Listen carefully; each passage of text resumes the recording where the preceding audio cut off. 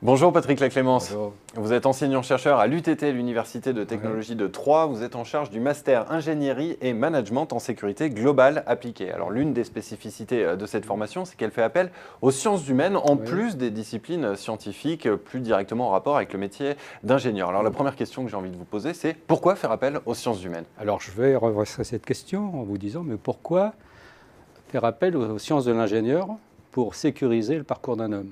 Parce que c'est ça la véritable question en fait. La question, elle réside dans l'accompagnement de l'évolution de l'homme. Alors je pourrais reprendre historiquement un certain nombre d'épreuves dans lesquelles nous nous sommes passés, mais aujourd'hui, si nous en sommes là où nous sommes, c'est parce qu'on a permis cette évolution, en prenant la mémoire collective, en essayant de s'adapter, d'évoluer.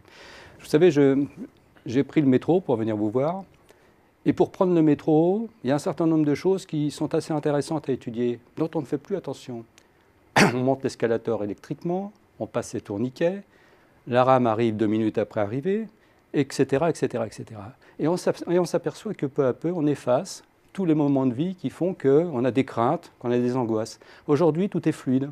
Tout se passe normalement. Pourquoi? Bien parce qu'aujourd'hui, la sécurité est permanente autour de nous et qu'elle s'efface tout doucement. Mais il y a aujourd'hui néanmoins des nouvelles menaces qui émergent. Est-ce une raison pour prendre davantage en compte les sciences humaines dans les solutions de sécurité? Alors, on va quand même essayer de cadrer ce que veut dire la nouvelle menace. Est-ce que vous pensez qu'on a plus de violence aujourd'hui qu'hier? On en a moins. Alors, ça veut dire qu'elle a changé de forme. Elle a changé d'attitude, elle évolue dans la société. On peut reprendre le paradoxe de Tocqueville, plus un mal diminue, plus ce qu'il en reste devient insupportable. C'est peut-être ça le problème de la violence dans la société. Ça a considérablement diminué. Mais ça nous est insupportable parce que ça nous terrorise. Et donc c'est beaucoup plus difficile à rechercher.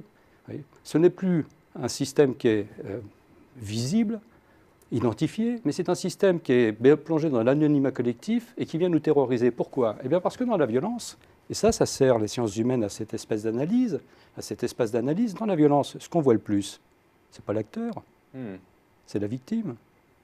Et pourquoi on voit plus la victime? Eh bien parce que c'est une société humaine, et que cette société humaine a de la compassion, et que cette compassion se généralise, et vous en êtes, quelque part, un transmetteur. Puisque, en fait, quand on parle de victime, on parle aussi de sentiment d'insécurité, parce que d'identification à la victime.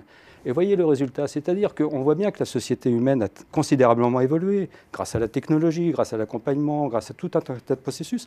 Mais quand on observe ça d'une manière analytique, analyse, cette évolution aujourd'hui a repoussé la violence dans l'anonymat et la terreur, avec une conséquence, c'est qu'on a l'impression d'avoir une société violente autour de nous, mais qu'en fin de compte, c'est l'identification à la victime qui fait qu'on pense qu'elle est violente. Alors, je voudrais quand même que l'on termine, Patrick Laclémence, sur un point d'actualité avec ces questions de terrorisme qui occupent le devant de la scène depuis de longs mois déjà. Là, que disent les sciences humaines? Quels éclairages elles apportent en termes de solutions? Alors, les sciences humaines, vous avez deux approches. Vous avez cette analyse que l'on vient de mener sur l'espace victime, qui est réellement celui qui est prégnant pour la terreur, puisque c'est la transmission de la terreur. Et puis la deuxième, c'est juridique. Une des questions que j'ai envie de vous poser, on a inscrit contre crimes contre l'humanité des crimes qui étaient hautement barbares. Je vous rappelle que c'est la dernière guerre mondiale qui nous a fait inscrire ça dans une mémoire indélébile. On peut se poser la question pour les terroristes. Est-ce qu'on ne peut pas mettre ce genre d'action contre crimes contre l'humanité? Parce que le plus important sur le terrorisme, ce n'est pas de lutter à droite ou à gauche dans tel ou tel pays, c'est que tous les pays luttent contre ça. Et si on veut unifier les pays contre ça, il faut l'unifier par la justice. Merci beaucoup, Patrick Laclémence, pour cet éclairage. Merci.